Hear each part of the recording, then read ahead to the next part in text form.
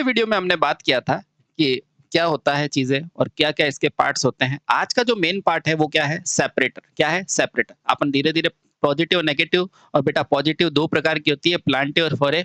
आप सब गलत करके आओगे लेकिन आप लोग सही करके आओगे क्योंकि आपने पढ़ लिया है, ठीक है? हाँ, फोरे अपने आप से पीबीओ4 को लगाते हैं, बनाते हैं और बेटा जो प्लांटे होती है ना, वो अभिक्रिया के द्वारा बनती है। अब कैसे बनेगी वो भी मैं बताऊँगा, ठीक है? तो आओ पहले पढ़ते हैं अपन सेपरेटर। क्या पढ़ेंगे? सेपरेटर। चौथा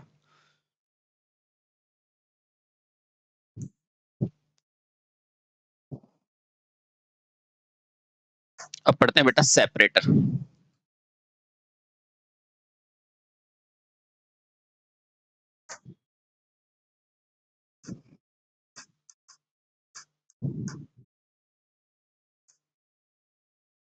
सेपरेटर अब ये सेपरेटर बेटा वही प्लेट्स होती है जो पॉजिटिव और नेगेटिव के बीच में होती है ना वो, ठीक है? अब देखो पहले लिखो। तो लिखो बेटा यह छिद्र युक्त लकड़ी या रबड़ की पतली प्लेटें होती है। सेपरेटर क्या होती है? इसका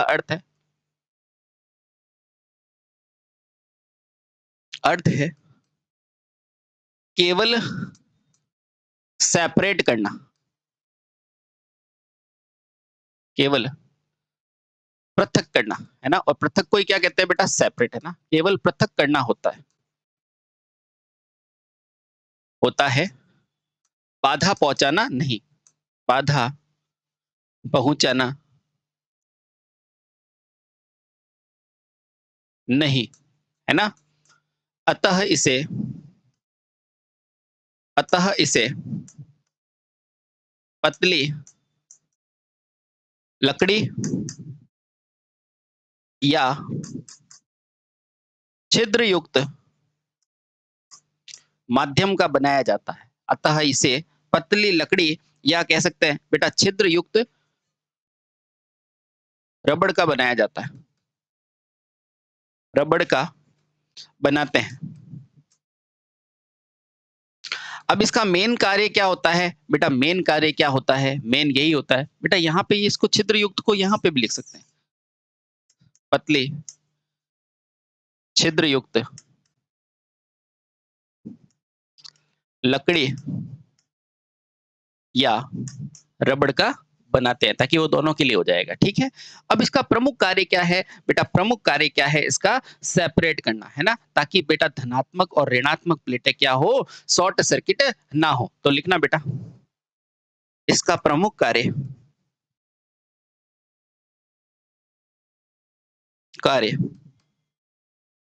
धनात्मक धनात्मक तथा ऋणात्मक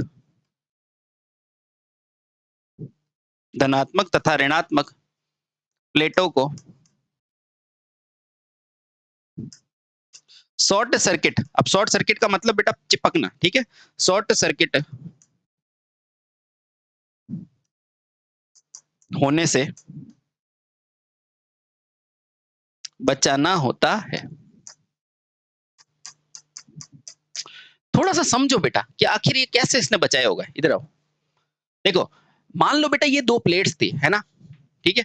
अब देखो बेटा जब इसके अंदर आप सप्लाई दोगे ना, जब आप इसके अंदर सप्लाई दोगे, है ना? तो सप्लाई दोगे तो आपको पता है बेटा ये धातुएँ हैं। क्या है? धातुएँ हैं। और धातुओं में बेटा क्या प्रकृति होती है, जब भी इसको मिलता है ना तो धातुओं में प्रसार की प्रकृति होती है ना? उसके कारण अब देखो इसमें प्रसार की जगह तो है नहीं, तो बेटा ये लंबा प्रसार होने की जगह बेटा थोड़ी मात्रा में मुड़ जाती है ना? इस कारण बेटा एक मुड़ी हुई है और दूसरी अगर नहीं मुड़ेगी तो बेटा वो शॉर्ट हो सकती है कि नहीं हो सकती? हो सकती है। तो देखो बेटा धातुओं में प्रसार की प्रकृति होती है। मान लो बेटा ये प्लेट है और ये मुड़ के बेटा इस तरह से हो गई तो ये पीछे की प्लेट से टकरा सकती है। बेटा इसी घटना को क्या बोला जाता है? Short circuit. तो क्या याद रखोगे? बेटा ये जो शॉर्ट सर्किट की घटना होती है ना, जो शॉर्ट सर्किट की जो घटना होती है ना, बेटा क्यों होती है? ऐसा पूछा जाता है तो ऐसा लिखना बेटा क्योंकि क्योंकि धात्विक प्लेटों में धात्विक प्लेटों में उत्पन्न गर्मी के कारण उत्पन्न ऊष्मा के कारण ऊष्मा के धात्विक प्लेटों में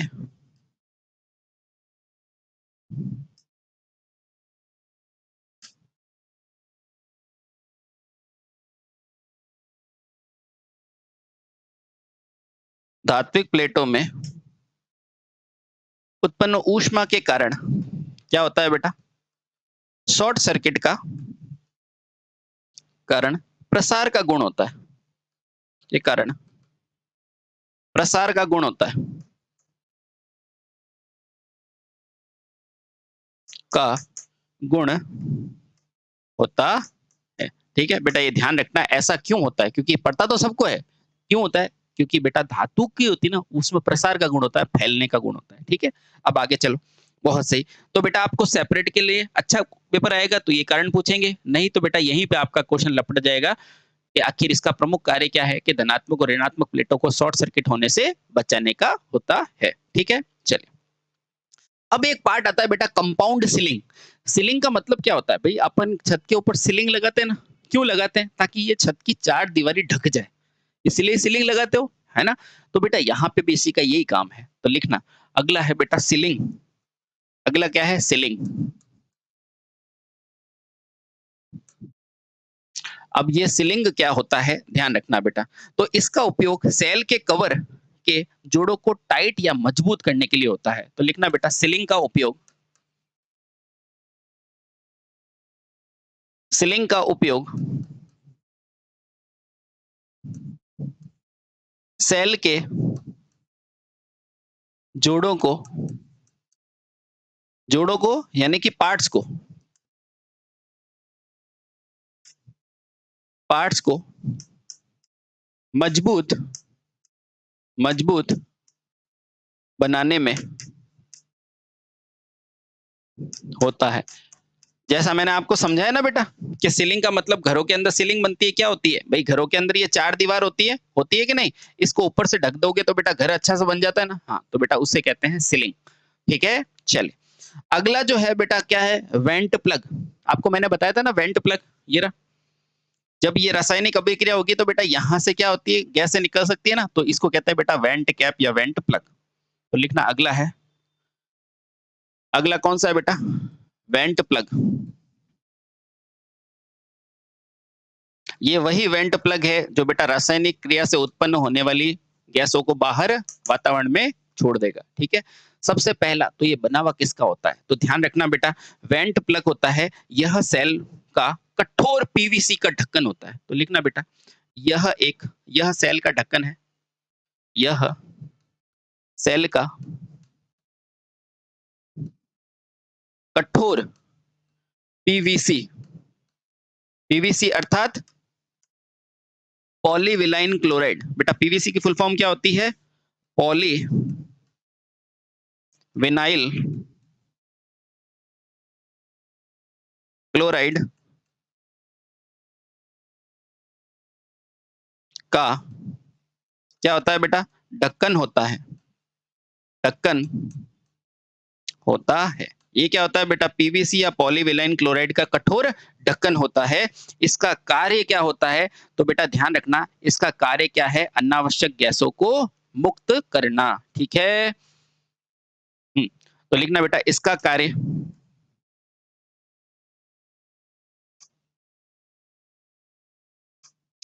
रासायनिक क्रियाओं द्वारा, क्रियाओं द्वारा द्वारा उत्पन्न अनावश्यक गैसों को, अनावश्यक यानी कि बेटा जिसकी आवश्यकता ना हो, है ना, अनावश्यक गैसों को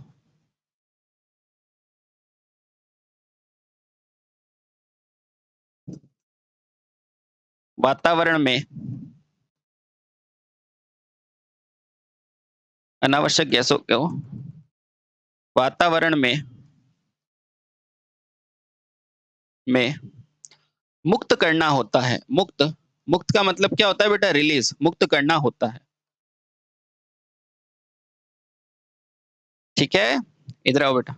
जैसे मान लो बेटा इसके अंदर चार्जिंग की अभिक्रिया हुई, हाइड्रोजन निकल गया, तो बेटा वो कहां से आएगा? वो वेंट प्लग के माध्यम से बाहर जाएगा, क्योंकि गैसों को जाने के लिए तो थोड़ी सी जगह चाहिए। ठीक है, चले। अगला है बेटा सेल का कवर, इसका सेल का कवर। ठीक है, ठीक है, तो लिखो अगला। अब छोटे छोटे पॉइंट है। सातवां लिखो बेटा सेल का कवर। तो आप खुद बताओ बेटा, कंटेनर किसका बनेगा? रबड़ का। तो कवर भी किसका बनेगा? रबड़ का, है ना? मजबूत। तो लिखना बेटा सेल कवर। Cell cover. पहला तो यही पूछा जाता है कि सेल कवर किसका बना होता है? तो लिखना बेटा यह सेल का बाहरी और कठोर रबड़ का बना हुआ एक साँचा होता है, कवर होता है। यह सेल के बाहर बना कठोर रबड़ का कठोर रबड़ का कवर होता है। कवर होता है। पहली बात क्लियर? हाँ सर, बिल्कुल क्लियर। अब इसका कार्य क्या होता है? इसका कार्य ये होता है कि ये सुनिश्चित करना कि बेटा इलेक्ट्रोलाइट जो होता है ना H2SO4 बाहर ना आ जाए, है ना? तो लिखो बेटा क्योंकि इलेक्ट्रोलाइट कहाँ है इलेक्ट्रोलाइट? ये देखो बेटा इलेक्ट्रोलाइट भरा हुआ है कि नहीं? और इसके बाहर लगाते हैं। ये इलेक्ट्रोलाइट है ना इसके ऊपर। क्योंकि इलेक्ट्रोलाइट द्रव प्रकृति का होता है।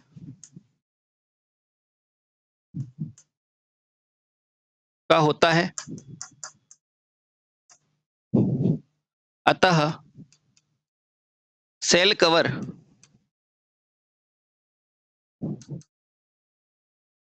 का कार्य इलेक्ट्रोलाइट को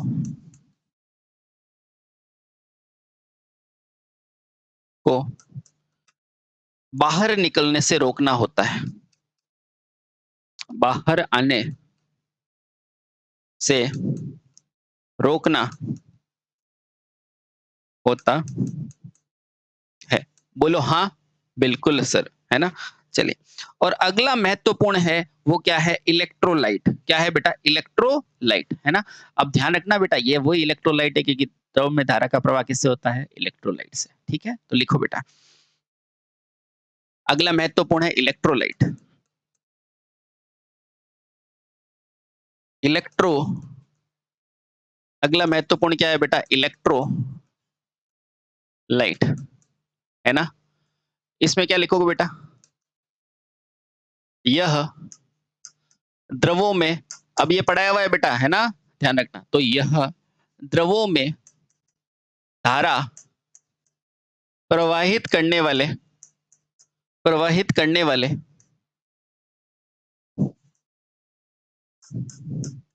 आयनों को बनाते हैं। याद है कि नहीं? बिल्कुल सर याद है। देखना बेटा कि मान लो आपके पास क्या है बेटा, इसके अंदर H2SO4 है ना? मान लो इसके अंदर H2SO4 है और ये H2SO4 क्या होता है बेटा? हमेशा क्या होता है? तनु। तनु का मतलब क्या होता है? जैसे ही बेटा इसमें पानी डालोगे तो ये H2SO4 फटाफट से टूट जाएगा। बेटा अनुपात पूछा जाता है, ध्यान रखना। अगर 3 यूनिट पानी है तो बेटा 1 H2SO4 होगा। और जब बेटा इसके अंदर पानी डालोगे तो क्या बन जाएगा? यहाँ पर एक तो बेटा H प्लस बन जाएगा, एक HO4 SHO एक SO4 बन जाएगा। बेटा ये क्या है? ये धन आयन है। ये क्या है? ऋण आयन है। वास्तव में बेटा द्रव में धारा का प्रवाह इन आयनों के द्वारा होता है। यही लिखाया था ना मैंने? हाँ। तो ध्यान रखना बेटा ये आयन क्या करते हैं भाई? बाहर तो इलेक्ट्रोलाइट से आ जाएगी लेकिन अंदर की तरफ बेटा धारा कहाँ से जाएगी? आयन के थ्रू जाएगी। कहाँ से जाएगी? आयन के थ्रू जाएगी और बेटा कार्यक्रम हमारा संपन्न हो जाएगा। समझ में आया?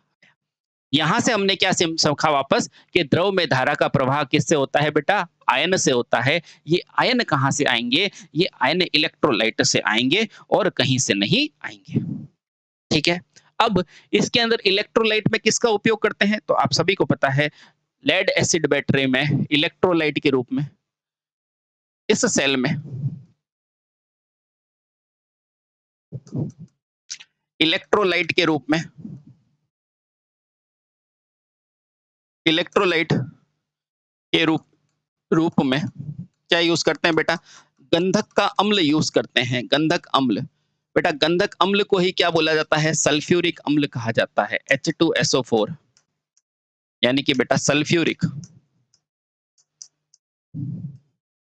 अम्ल प्रयोग में लेते हैं। तो बेटा ये 2 क्वेश्चन आपसे पूछे जाते हैं। ध्यान रखना कि इलेक्ट्रोलाइट क्या करता है कि यह द्रवों में धारा प्रवाहित करने वाले आयन को बनाते हैं। लेड एसिड में बेटा ये क्या होता है, तो गंधक का अम्ल होता है, H2SO4 होता है। गंधक का अम्ल ही H2SO4 कहलाता है। आयन क्या है, ये आयन कहाँ से बनेंगे, तो बेटा आयन बनेंगे H2SO4 को। ये अनुपात पूछा जाता है, भूलना मत, मैं फिर से लिख देता हूँ बेटा। ये अनुपात पूछेगा कि H2SO4 और बेटा जल का अनुपात पूछेगा तो क्या होता है, ये 3:1 होता है, ध्यान रखना। और बेटा इसी सॉल्यूशन को क्या बोला जाता है, तनु बोला जाता है। क्या बोला जाता है, तनु। तनु यानी कि जो कम गाढ़ा हो, ठीक है, बहुत बढ़िया, पतला हो, ठीक है। चलिए चलिए, अब बेटा जब आपने ये सारी चीजें पढ़ ली कि क्या इलेक्ट्रोलाइट होता है, क्या इलेक्ट्रोस होते हैं, अब बेटा सेल के प्रचालन का सिद्धांत पढ़े। मजा आ रहा है, हाँ। तो अब पढ़ेंगे बेटा सेल के प्रचालन का सिद्धांत। यहां से पता चल गया बेटा, अंदर क्या होगी, द्रव में धारा का प्रवाह होगा, और द्रव में जो धारा का प्रवाह होगा वो कहां से होता है, आयन से। एक बार फिर से आपको मैंने बता दिया, ठीक है। चलिए बहुत बढ़िया। अब पढ़ते हैं बेटा प्रचालन का सिद्धांत। प्रचालन का सिद्धांत कौन से का प्रचालन बेटा, लेड एसिड का प्रचालन। तो अगला लिखो बेटा, प्रचालन का सिद्धांत। सर इनका भी होता है क्या, बिल्कुल बेटा इनका भी होता है ना। प्रचालन का सिद्धांत लिखो बेटा। पहला लिखोगे, इसमें धन तथा ऋणायन की प्लेटें बेटा कैसे संयोजित होती है, तो ध्यान रखना बेटा, इस सेलों में धन तथा ऋणायन की प्लेटें हमेशा क्रमागत संयोजित होनी चाहिए। क्रमागत यानी कि एक के बाद एक, positive negative positive negative positive negative. तो लिखना बेटा, इस सिद्धांत के अनुसार पहला सिद्धांत क्या है बेटा, इसमें धनात्मक तथा ऋणात्मक प्लेटें सदैव क्रमागत जुड़ी होनी चाहिए, जुड़ी होनी चाहिए। पहली चीज क्लियर, हाँ सर पहली चीज क्लियर। दूसरा क्या है, ध्यान रखना बेटा, धनात्मक प्लेटों की संख्या ऋणात्मक से सदैव एक कम रखी जाती है। दूसरा सिद्धांत क्या है, धनात्मक प्लेटों की संख्या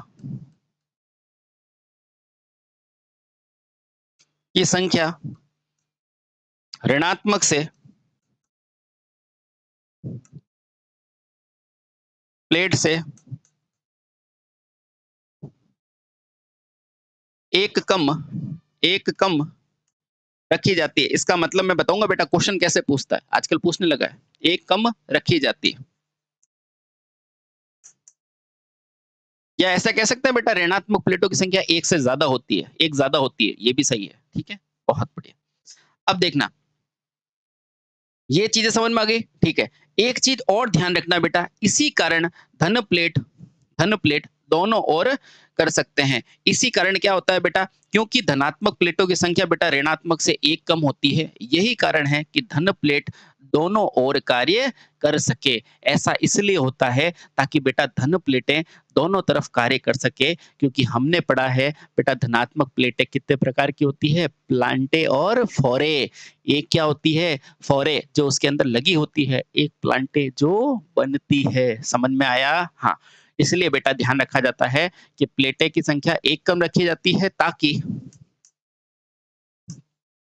धनात्मक प्लेटें ताकि धनात्मक प्लेटें ताकि धनात्मक प्लेटें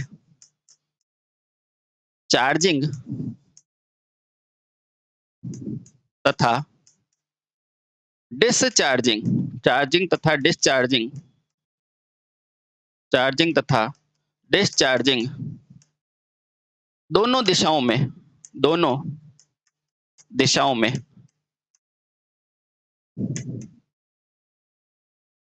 कार्य कर सके। बोलो हाँ, बिल्कुल सही, ठीक है। अगर बेटा ये चीजें कंसेप्ट क्लियर है तो सब कुछ क्लियर है। प्लांटे फोरे यानी कि चार्जिंग डिस्चार्जिंग का कॉन्सेप्ट भी है प्लांटे में, इसलिए बेटा एक कम रखो ताकि दोनों तरफ बन सके, ठीक है, बहुत बढ़िया। बोलो क्लियर, हाँ सर क्लियर। इसके अलावा ध्यान रखना बेटा, धन और ऋण दोनों प्लेटें शीशे की जाली से बनी होती है, और बेटा लेड रेड लेड की इस पर लुगदी लगा दी जाती है। एक पॉइंट और ध्यान रखना, ज्ञात रहे धन तथा ऋण प्लेटें दोनों शीशे की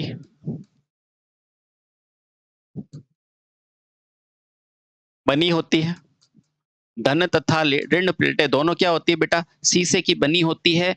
और बेटा ध्यान रखना, उनमें रेड लेड की लुगदी लगा दी जाती है ताकि बेटा क्या हो, मजबूती बनी रहे। अब ये रेड लेड काम आएगा, ध्यान रखना। तथा इन प्लेटों पर ये शब्द ध्यान रखना बेटा, रेड लेड यानी कि Pb3O4। क्या होता है बेटा, Pb3O4 की लुगदी लगा देते हैं। कि लुगदी लुगदी यानी कि पेस्ट लगा देते हैं। ठीक है, ये लो भैया आपका यहां तक कंप्लीट। अब ध्यान रखना बेटा, मैं फिर से बोल रहा हूं बेटा, ये पॉइंट बॉक्स बनाओ, मुझे बताओ आपकी चाहे बेटा प्लेट कौन सी है, पॉजिटिव प्लेट है, चाहे प्लेट कौन सी है बेटा, नेगेटिव प्लेट है। मुझे बताओ इन दोनों प्लेटों के ऊपर आपने क्या लगाई है, PbO2 की लुगदी। तो पहले बनाओ बेटा, मान लो इससे मैंने ये लुगदी बना दी, ये लो बेटा। इन दोनों के ऊपर कौन सी लुगदी लगी रहती है, तो आप तुरंत बोलेंगे सर कौन सी होती है, तो आप कहेंगे सर ये जो लुगदी है वो किसकी है, Pb3O4। बेटा ये डायरेक्ट भी पूछ सकता है कि रेड लेड क्या होता है, तो बेटा PbO4 होता है, यानी कि लेड ऑक्साइड, रेड लेड। ठीक है, अब ध्यान रखना बेटा, यहां से मैं आपको एक बेहतरीन चीज बताने वाला हूं। मुझे ये बता दो, सिर्फ ये बता दो, अगर यहाँ पर बेटा रासायनिक अभिक्रिया होगी, चाहे बेटा चार्जिंग हो चाहे डिस्चार्जिंग हो, इन प्लेटों से पहले उसकी लड़ाई किससे होगी, तो ध्यान रखना इन रेड लेड से लड़ाई होगी। नहीं समझ में आया, देखो यानी कि बेटा इस सेल के अंदर कोई भी क्या होगी, रासायनिक अभिक्रिया होगी ना, रासायनिक अभिक्रिया। अगला रासायनिक अभिक्रिया है बेटा, इसलिए मैं पहले बता रहा हूं, इन प्लेटों में यानी कि इस सेल में जब बेटा रासायनिक ओहो अम्ल क्यों लिख दिया, रासायनिक अभिक्रिया होगी, तो ध्यान रखना बेटा प्लेटों से पहले जो रासायनिक अभिक्रिया में जो ये जो इलेक्ट्रोलाइट है उसका संपर्क किससे होगा, जो इसके ऊपर लुगदी लगी हुई है यानी कि रेड लेड से। तो रासायनिक क्रिया में पहली अभिक्रिया किससे होगी, जिसकी लुगदी है। अभिक्रिया क्या है, अभिक्रिया किससे होगी, फर्स्ट अभिक्रिया किससे होगी, तो बेटा ध्यान रखना जो प्लेट पर लगा है, प्लेट पर लगा है, और प्लेट पर कौन लगा है, तो आप कहोगे रेड लेड लगा है। कौन लगा है बेटा, रेड लेड। और ध्यान रखना बेटा पहली अभिक्रिया रेड लेड से होगी, किससे होगी, जो इसके अंदर कौन होगा बेटा, इलेक्ट्रोलाइट। बोलो यहां तक समझ में आया, क्योंकि बेटा हर चीज एक दूसरे से कनेक्टेड है। समझ में आया, अब देख आराम से देखो, चाहे पॉजिटिव प्लेट है चाहे नेगेटिव है, दोनों है बैटरी के अंदर। हाँ, और बैटरी के अंदर कौन है बेटा, इलेक्ट्रोलाइट। जब ये इलेक्ट्रोलाइट टूटेगा तो बेटा सबसे पहली अभिक्रिया किससे करेगा, वो रेड लेड से करेगा। क्यों, क्योंकि बेटा सर इसी का तो लेप लगा है, इसी का तो लेप लगा है इस पे। मुझे बताओ, आपके चेहरे के ऊपर आपने खूब सारा पाउडर लगा दिया, ठीक है, बहुत सही। फिर जब पसीना आएगा तो सबसे पहले आपकी चमड़ी बाहर आएगी, ये पाउडर बाहर आएगा तो आप कहेंगे पाउडर बाहर आएगा, बहुत बढ़िया। आपके चेहरे पर आपने आटा लगा दिया है, सबसे पहले आप किसी को चाटा मारोगे तो आटा बाहर आएगा ना, क्यों आएगा, क्योंकि उसका लेप लगा हुआ है आपके ऊपर। तो उसी तरह बेटा जब सेल की इलेक्ट्रोलाइट अभिक्रिया करेगा तो पहली अभिक्रिया प्लेटों पर कौन करेगा, जिसकी लुगदी इसके ऊपर लगी है, वो कौन है, रेड लेड। यहाँ तक चीजें समझ में आई, यहाँ तक चीजें समझ में आई, तो अब अभिक्रिया आपके जेब में। बताऊं, तो अब पढ़ेंगे बेटा अभिक्रिया, अब पढ़ेंगे हम अभिक्रिया। तो लिखो बेटा रासायनिक अभिक्रिया। समझ में आ गया? तो लिखो बेटा लेड एसिड में ये क्रिया, ये समझ लेना बेटा बहुत इंपॉर्टेंट है। लेड एसिड में होने वाली रासायनिक अभिक्रिया, मुझे ये बताओ बेटा, ये अभिक्रिया क्या एक ही फेज में होगी क्या? नहीं बेटा, ये अलग-अलग फेज में होगी। सबसे पहले जो सेल को बनाएगा, इस सेल को जो बनाएगा वो कौन होगा बेटा? मैन्युफैक्चर। वो मैन्युफैक्चर जब उसमें जैसे ही बेटा H2SO4 डालेगा ना बैटरी में, तो वहां से एक क्रिया होगी। उसे क्या कहते हैं बेटा? फॉर्मिंग। क्या कहते हैं? फॉर्मिंग। उसके बाद बेटा क्या करेंगे? फॉर्मिंग के बाद उस बैटरी को किया जाएगा चार्ज, तो उसे क्या कहेंगे? चार्जिंग। है ना? क्या कहेंगे? चार्जिंग। और फिर क्या होगी? डिस्चार्जिंग। इस तरह से बेटा 4 पद होते हैं। कौन-कौन से होते हैं मैं लिखाता हूँ फिर समझाऊंगा, ठीक है? तो लिखना बेटा, लेड एसिड की क्रिया को समझने के लिए बेटा कितनी होती है? कुल मिला के 4 पद होते हैं। कितने होंगे बेटा? इसके प्रमुख 4 पद होते हैं। तो लिखना बेटा, इसके प्रमुख, तो ये देखो बेटा, क्या आपके लेड एसिड में रासायनिक अभिक्रिया बनाने के लिए 4 प्रमुख होता है। तो पहले तो बेटा क्या करोगे? आप बनाओगे फोरे। याद आया कि नहीं? फोरे यानी कि फॉर्मिंग करोगे किसकी? धनात्मक प्लेटों की। तो बेटा पहला प्रक्रम क्या है? फॉर्मिंग। तो इसका पहला प्रक्रम क्या है? फॉर्मिंग। बोलो सही? बिल्कुल। अब जब वो चीज फॉर्म हो गई है, बन गई है, तो बेटा अब क्या करोगे? उसको करोगे चार्जिंग, यानी कि उसको अब चार्ज किया जाएगा। तो लिखो बेटा चार्जिंग, ठीक है? फिर उस चार्जिंग के बाद क्या करोगे बेटा? इसको क्या किया जाता है? डिस्चार्जिंग।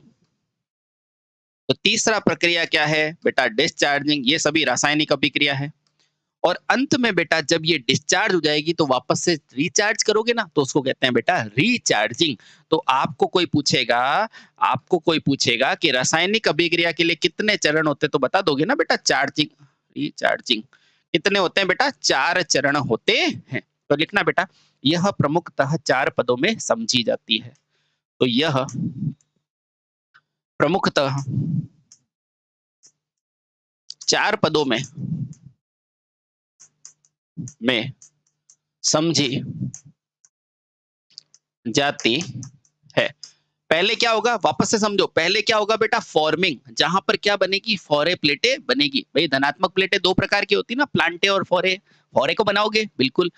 उसके बाद बेटा क्या होती है? चार्ज करेंगे। उसके बाद क्या करेंगे? उसको डिस्चार्ज, और लास्ट में करेंगे रिचार्ज। बेटा सारी चीजें आपको समझ में आ जाएगी।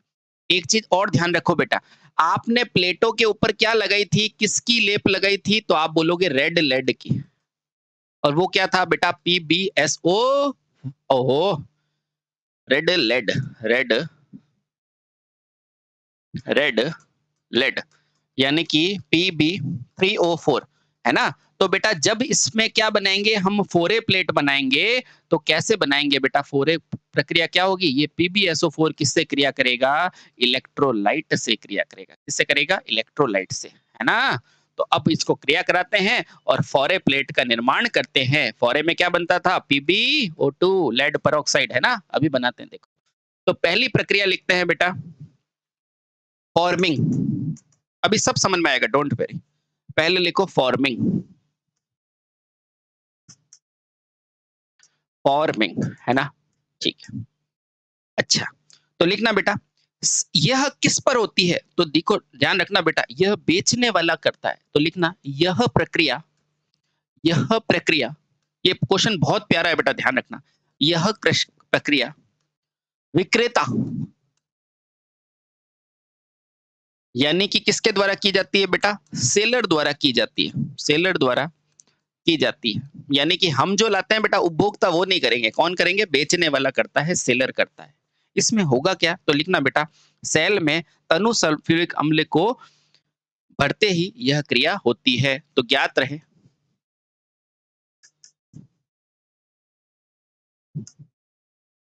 जैसे ही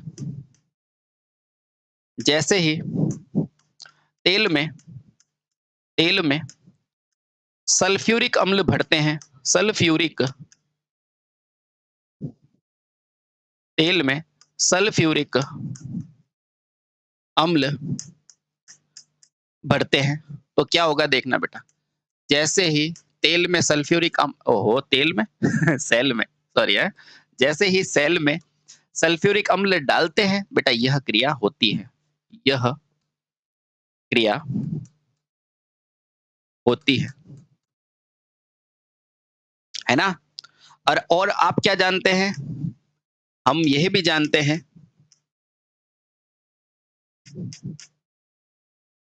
कि धनात्मक प्लेट, धनात्मक प्लेट कौन सी बेटा? फोरे, फोरे जो फोरे जो चार्जिंग या चार्जिंग में बनती है, वह क्या होती है बेटा? वह लेड ऑक्साइड होती है, लेड ऑक्साइड बनती है। लेड ऑक्साइड यानी कि बेटा PbO2 है ना? अब देखना, अब यहां से बेटा क्रिया चालू होती है, ठीक है? अब देखना आराम से, जैसा कि हमें ज्ञात है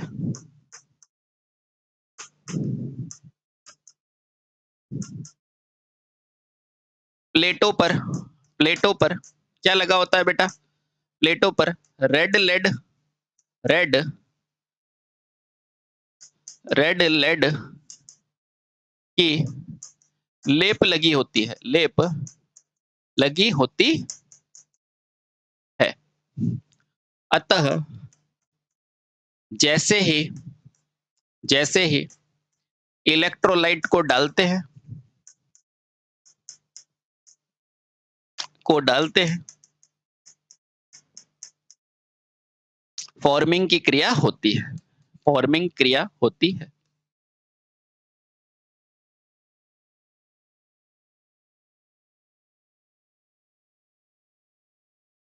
अब मुझे बताओ इसकी प्लेट के ऊपर क्या लिखा था? रेड लेड, तो लिखो बेटा रेड लेड का सूत्र क्या होता है बेटा? Pb3O4। ये क्या है आपका? Red lead, red lead.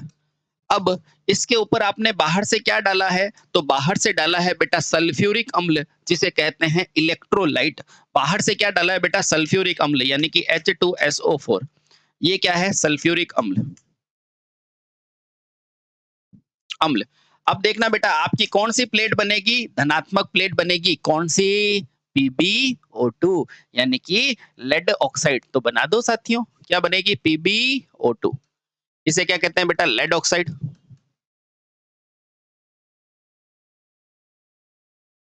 ठीक है, साथ के अंदर और क्या बनेगा? गौर से देखो बेटा S भी है, गौर से देखो बेटा S भी है। तो और क्या बनेगा आपका? PbSO4। और क्या बनेगा बेटा? PbSO4। थोड़ा नीचे लिख दूं क्या? तो बेटा यहां से क्या क्या बनेगा आपका? एक तो बनेगा बेटा PbO2, PbO2 यानी कि लेड ऑक्साइड। ये कौन सी प्लेट है बेटा? धनात्मक प्लेट है ना? उसके अलावा और क्या बनेगा बेटा? PbSO4। देखो बेटा Pb तो ये रहा, 3 Pb है ना, तो एक Pb ये रहा, एक सल्फर से बना दिया PbSO4 यानी कि बेटा लेड सल्फेट। और बेटा एक क्या बना देगा? इसका ऑक्सीजन हाइड्रोजन से मिलके जल बना देगा, और ये जल कहाँ जाएगा? कीच घर में जाएगा। ठीक है, बहुत बढ़िया। ये क्या बन गया आपका? जल। अब बराबर कर दूं क्या? कर दो। देखो कुछ भी बेटा आपको याद करने की जरूरत पड़ी नहीं, आराम से देखो। ये उसके ऊपर लगा था रेड लेड Pb3O4, इसके अंदर बाहर से डाला सल्फ्यूरिक अम्ल, बेटा क्या बन गया? PbO2। कहाँ? फोरे, फोरे याद आया? बिल्कुल। उसके बाद PbSO4 और 2H2O। अब बराबर कर दो बेटा। 3 ये है, यहाँ पर 2 है, यहाँ पर 1 है, तो 2 एक और चाहिए, तो कहाँ लगाऊं? चलो और दूसरा सेट करता हूँ। हाइड्रोजन बेटा यहाँ 2 है, यहाँ पर भी 2 है, ठीक है। ऑक्सीजन देखो बेटा यहाँ पर 4 है, ऑक्सीजन 4 है, सल्फर 1 है, सल्फर 1 है, यानी कि सारी चीजें बेटा सेट है। ऑक्सीजन देखो बेटा 4 है, ये 4 है यहाँ पे, तो यहाँ अगर मैं 2 लगा दूं ना, तो बेटा देखो यहाँ 4 ऑक्सीजन, यहाँ 4 ऑक्सीजन, और ये 1 हो गया ना। 4 और 4 8 और 1 9। यहाँ पर भी देख लो, ये पूरी अभिक्रिया हमकी सेट हो गई है। तो बेटा ये कौन सी अभिक्रिया है? ये चार्जिंग की अभिक्रिया है। ठीक है, बहुत बढ़िया। इसकी जगह मैं यहाँ लगाऊँ तो कोई दिक्कत है क्या? देखो, पीबी कितने हो गए 2 और एक 3, ये 3 पीबी हो गए, ठीक है?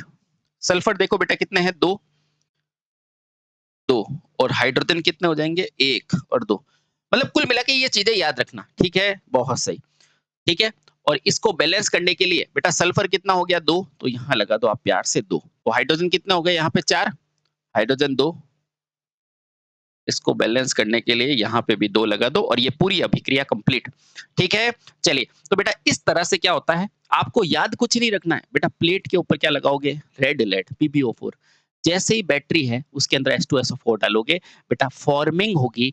क्या फॉर्मिंग होगी? ये फॉरे प्लेट फॉर्मिंग होगी, ये प्लेट फॉर्मिंग होगी। ये पूरा क्या होगा बेटा? फॉर्मिंग। इस पूरे को क्या बोला जाता है? फॉर्मिंग अभिक्रिया। क्या बोला जाएगा? फॉर्मिंग अभिक्रिया। इस फॉर्मिंग अभिक्रिया में क्या-क्या फॉर्म होगा? तो सर इसमें एक तो फॉरे प्लेट फॉर्म होगी और फॉरे प्लेट क्या है बेटा? पॉजिटिव प्लेट, जो क्या होती है बेटा? लेड पेरोक्साइड, है ना? और क्या होगा? PbSO4 और जल। ठीक है? चलिए, तो ये आपको समझ में आ गई पहली अभिक्रिया। पहली फॉर्मिंग पूछेगा कौन करेगा? तो यह प्रक्रिया बेटा कौन करता है? विक्रेता करता है या सेलर करता है? आप और हम नहीं करते। क्यों? क्योंकि हम उसको यूज़ करते हैं। ठीक है? याद रहे बेटा, जैसे ही सेल के अंदर सल्फ्यूरिक अम्ल डालते हैं तो बेटा यह क्रिया होती है। क्यों? क्योंकि हम ये भी जानते हैं बेटा, धनात्मक जो फोरे होती है वो चार्जिंग के दौरान बनती है लेड पेरोक्साइड की। देखो बन रही है कि नहीं है? ये रही बन रही है। ठीक है? बहुत बढ़िया। तो ये चीजें मैं उम्मीद करता हूँ बेटा मैंने आपको बहुत अच्छे से समझा दी है कि फॉर्मिंग में पहली रासायनिक अभिक्रिया क्या होती है? फॉर्मिंग की। जहां धनात्मक प्लेटें बनती है, फॉर्म होती है, उसे क्या कहते हैं बेटा? फॉर्मिंग, है ना? पीबीओ3 को H2SO4 के साथ क्रिया कराते हैं तो क्या बन जाएगा बेटा? PbO2 यानी कि लेड ऑक्साइड, धनात्मक प्लेट जिसे फोरे कहेंगे, और क्या बन जाएगा? PbSO4 और क्या बन जाएगा? जल। ठीक है? बहुत बढ़िया।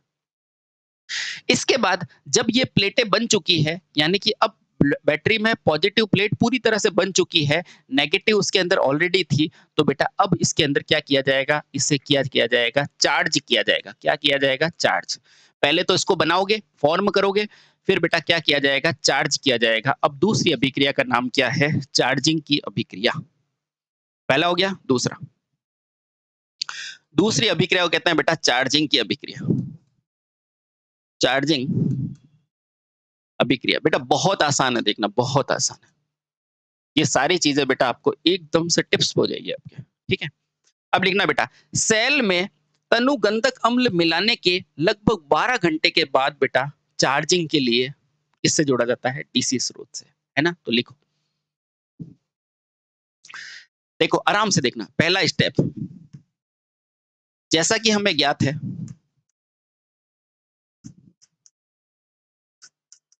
ज्ञात है प्रारंभ में जैसे ही सल्फ्यूरिक अम्ल से, नहीं, जैसे ही सेल में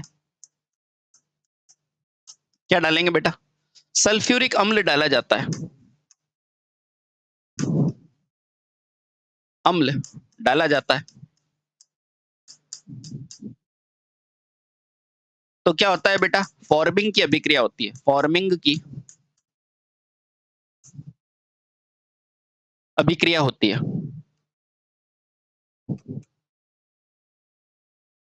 होती है कि नहीं? बिल्कुल होती है। अब देखना बेटा दूसरी प्रक्रिया। दूसरी, इस मतलब चार्जिंग की करने के लिए, चार्जिंग करने के लिए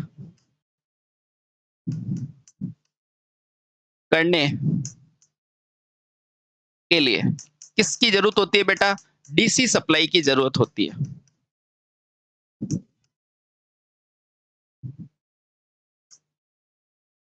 होती है। बोलो हाँ, बिल्कुल हाँ। लेकिन क्या बेटा डायरेक्ट सल्फ्यूरिक अम्ल डालते हैं उसको चार्ज में लगा सकते हैं? बेटा यही आपकी सबसे बड़ी गलती है।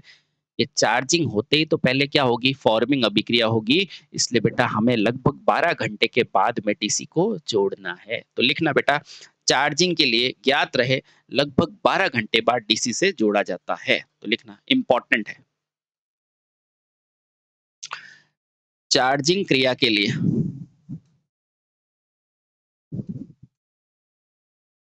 के लिए सल्फ्यूरिक अम्ल डालने के बाद सल्फ्यूरिक अम्ल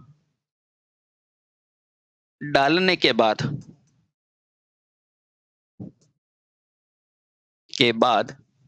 लगभग लगभग कितने घंटे बाद बेटा? 12 घंटे बाद, लगभग 12 घंटे बाद किससे जोड़ा जाता है बेटा? डीसी सप्लाई से जोड़ा जाता है।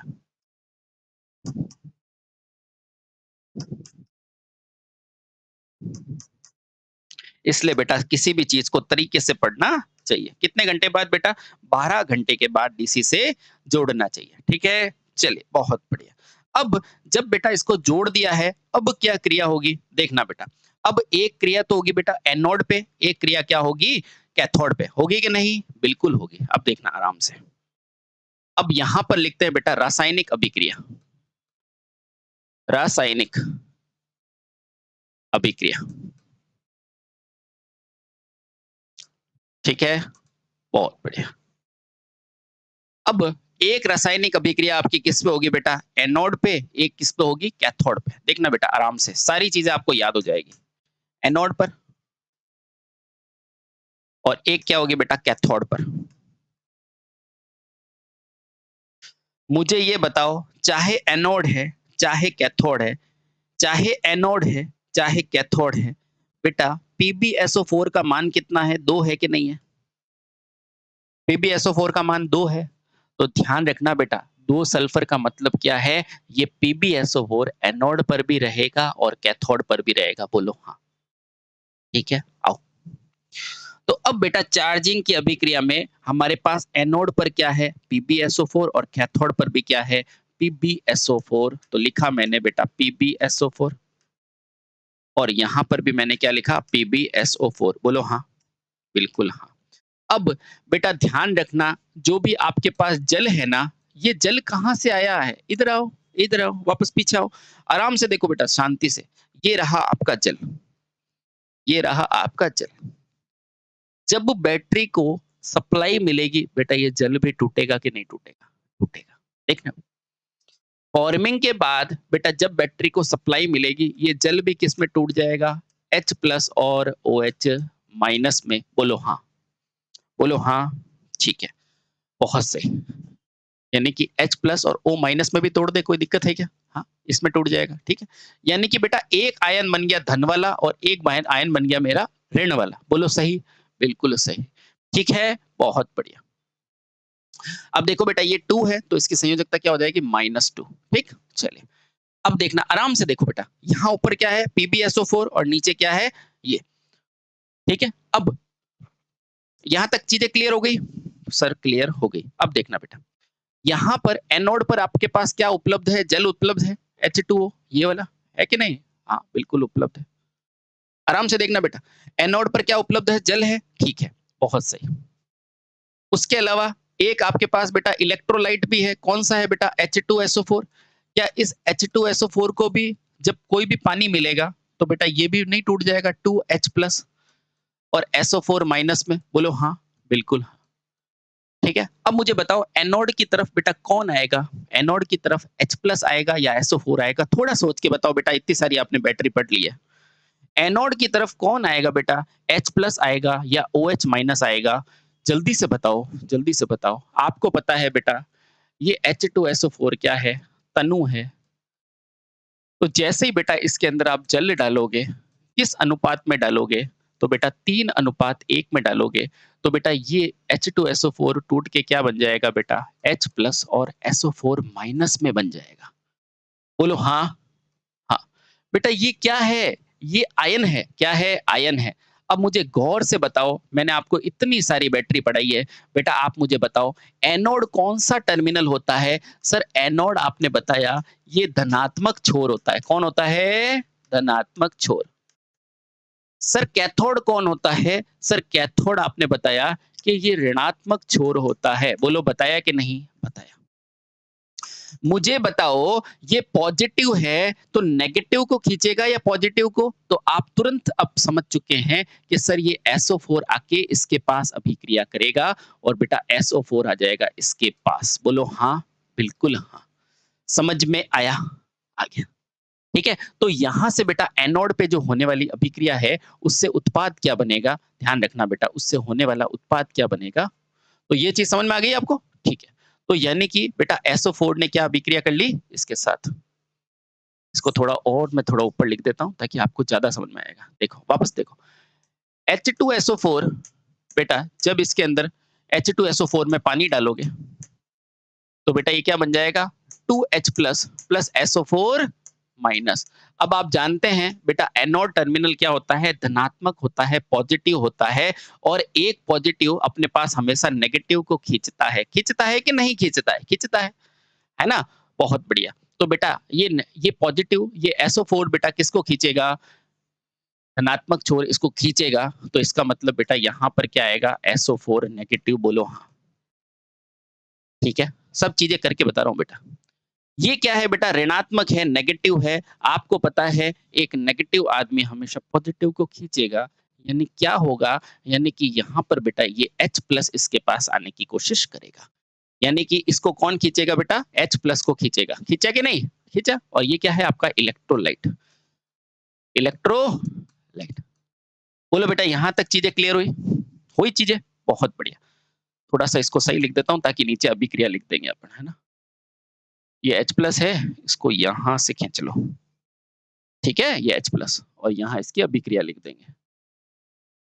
हाँ, अब देखो बेटा एक अभिक्रिया कहाँ होगी आपके एनोड पे, एक होगी कैथोड पे। यानी कि यहाँ पर कौन अभिक्रिया करने आएगा? H प्लस अभिक्रिया करने आएगा। बोलो हाँ, हाँ। अब देखो, ये 2 अभिक्रिया बेटा अगर आपको याद हो गई तो सब याद हो गया। मुझे बताओ एनोड यानी कि धनात्मक छोर, बेटा धनात्मक छोर पे कौन बनता है? प्लांटे बनता है। कौन बनता है बेटा? प्लांटे बनता है। धनात्मक इलेक्ट्रोड क्या होता है? जल्दी से बताओ। धनात्मक इलेक्ट्रोड क्या होता है बेटा? प्लांटे। और प्लांटे में हमेशा क्या बनता है? इसी में पढ़ाया था क्या मैंने? हाँ, ये देखो बेटा इसी में पढ़ाया। ओहो! पिछले वाले में पढ़ाया था। चलो इलेक्ट्रोड इलेक्ट्रोड चलिए कोई बात नहीं। बेटा धनात्मक में हमेशा क्या बनता है? प्लांटे। और प्लांटे में बनने वाला क्या होता है बेटा? PbO2 होता है कि नहीं? तो बस यहाँ बना दो आप प्यार से PbO2। ये बन गया बेटा आपका लेड ऑक्साइड। समझ में आया? आया। और बेटा बचा क्या? इस SO4 ने भाई Pb से क्या हो गया बेटा? ऑक्सीजन ने शादी कर दी, है ना? और बेटा ये SO4 ने हाइड्रोजन से शादी करके क्या बना दिया बेटा? H2SO4 वापस से मेरा इलेक्ट्रोलाइट बन गया और लेड ऑक्साइड बन गया। Lead oxide. और ये क्या बन गया बेटा आपका? सल्फ्यूरिक अम्ल यानी कि गंधक का अम्ल। जो इलेक्ट्रोलाइट था वापस बन गया। बेटा ये अभिक्रिया इतने आसानी से आपने देख ली। ठीक है? अब देखना है बेटा। अब ये कौन सी है बेटा? कैथोड पर होने वाली अभिक्रिया। अब कैथोड पे कौन है बेटा? PbSO4 तो है क्योंकि ये फॉर्मिंग से बना था, है ना? इसके पास कौन आएगा? इसके पास H प्लस आएगा। और बेटा यहाँ पर भी H किससे शादी कर लेगा? H किससे शादी कर लेगा? गौर से देखो बेटा, H शादी कर लेगा किससे? हमारे SO4 से। और अकेला कौन ले जाएगा? स्पंजी लेड रह जाएगा। तो गौर से देखना बेटा H2SO4 तो बन गया, लेकिन अकेला कौन रह गया? अकेला केवल ये पॉजिटिव आयन रह गया, जिसे कहते हैं बेटा Pb। Pb क्या रह गया आपका? अकेला। ठीक है? बहुत सही। तो यहां से बेटा हमारा Pb क्या रह गया? अकेला। समझ में आया? आया। और बेटा यही पीबी क्या कहलाता है? स्पंजी लेड कहलाता है। क्या कहलाता है? Spongy lead. क्लियर हुई चीजें? और ये क्या बन गया आपका? गंधक का अम्ल। बोलो बेटा थोड़ा सा भी दिक्कत आई करीब पे? नहीं सर कोई दिक्कत नहीं आई। ठीक है? हाँ। अब ध्यान रखना बेटा, ये आपने बना दिया। अब ज्ञात रहे बेटा ये चार्जिंग की प्रक्रिया में लेड पेरोक्साइड और ऋण प्लेट में क्या बन जाता है? देखो चार्जिंग की प्रक्रिया में धन इलेक्ट्रोड यानी कि एनोड पे क्या बन जाता है बेटा? Lead peroxide. और कैथोड यानी कि ऋणात्मक छोर पे क्या बन जाता है? Spongy lead. तो यहां से बेटा नोट करके लिखो, इंपॉर्टेंट ये पूछा जाता है, ज्ञात रहे चार्जिंग की की प्रक्रिया में क्या याद रखना है? एनोड पर। अब एनोड अगर ऑप्शन में नहीं हो तो बोलना बेटा धनात्मक छोर पर धनात्मक छोर पर क्या बनता है बेटा? लेड पर ऑक्साइड बनता है। लेड पर ऑक्साइड बनता है। बोलो बेटा, जो इतनी टफ थी वो आपको कितना आसानी से आ गई, है ना? PbO2 बनता है, लेड पर ऑक्साइड बनता है कि नहीं? हाँ।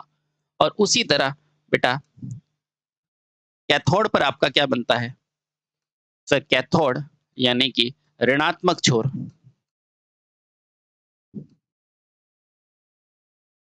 देख लो क्या बनाया आपने? स्पंजी लेड बना दिया। क्या बनाया बेटा? स्पंजी लेड बनता है। स्पंजी लेड यानी कि पीबी बनता है। बोलो बना कि नहीं बना? तो बेटा अब आपने फाइनली बैटरी को क्या कर दिया? चार्ज भी कर दिया। बैटरी को चार्ज भी कर दिया। अब तीसरी प्रक्रिया क्या आएगी? जब बैटरी को क्या किया जाएगा? डिस्चार्ज किया जाएगा। क्या किया जाएगा? डिस्चार्ज। आ जाओ। अब तीसरी प्रक्रिया पढ़ते हैं बेटा, बैटरी को डिस्चार्ज करने की। तीसरा डिस्चार्जिंग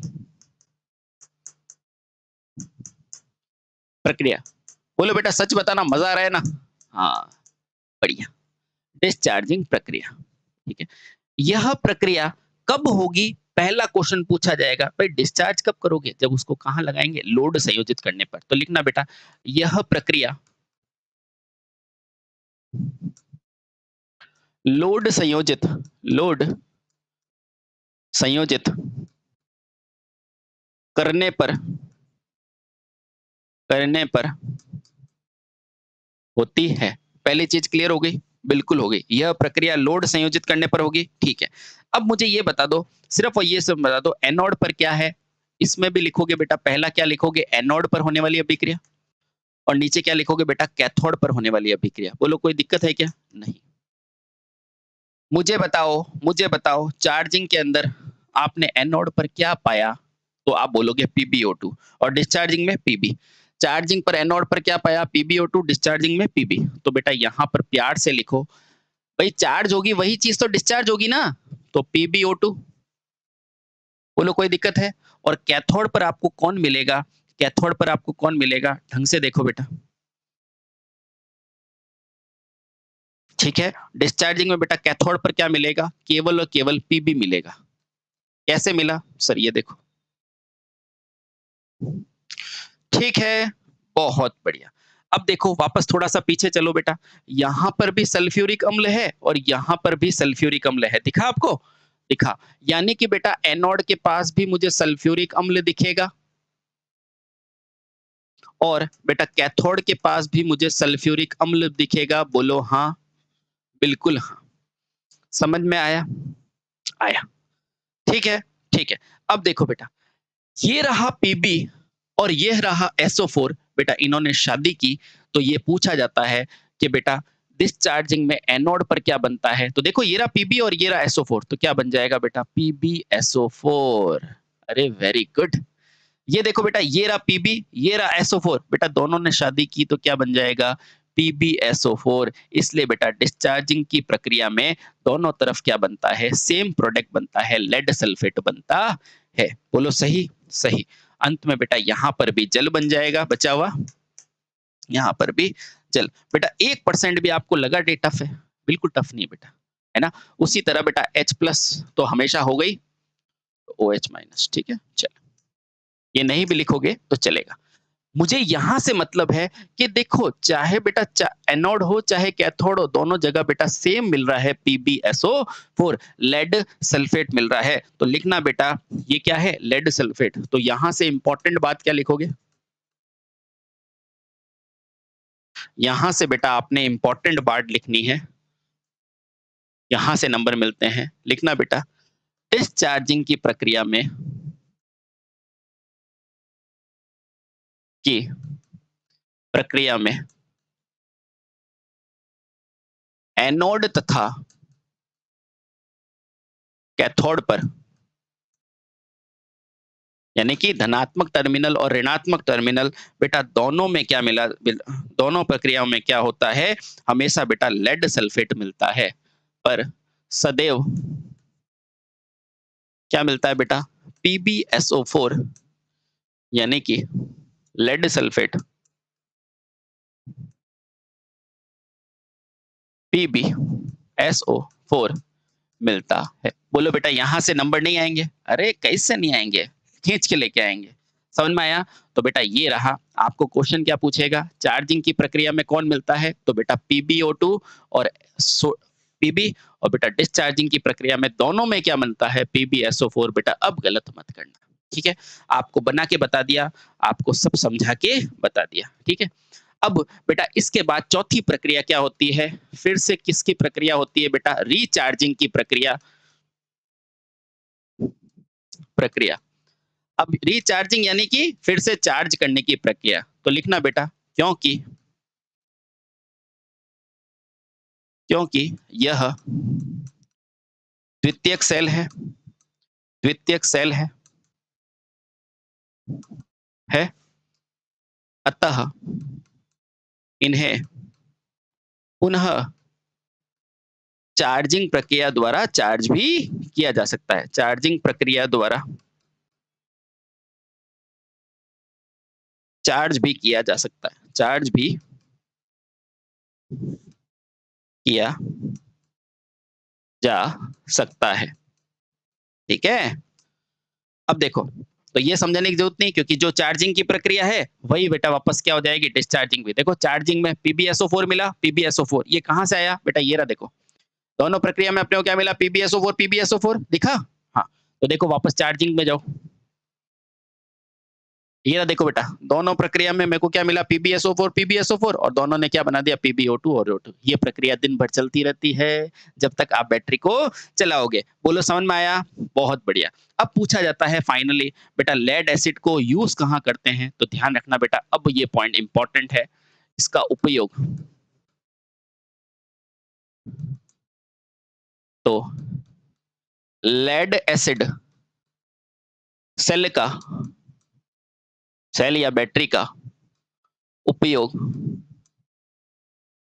ऐसे कार्यों में होता है, ऐसे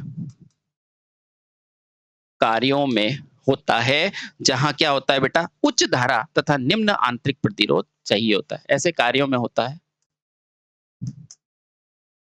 जहां क्या होता है बेटा, उच्च धारा तथा निम्न प्रतिरोध, यानी कि बेटा अंदर का प्रतिरोध कम होना चाहिए, निम्न आंतरिक प्रतिरोध की जरूरत होती है। निम्न आंतरिक प्रतिरोध की जरूरत होती है। आया कि नहीं मजा? आया बेटा। अब बताओ ये टफ है नहीं, और ध्यान रखना बेटा इस सेल की दक्षता सबसे ज्यादा होती है। तो लिखना बेटा इन सेलों की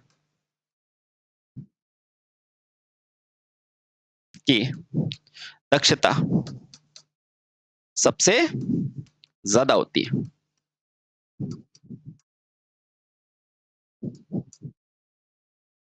क्लियर?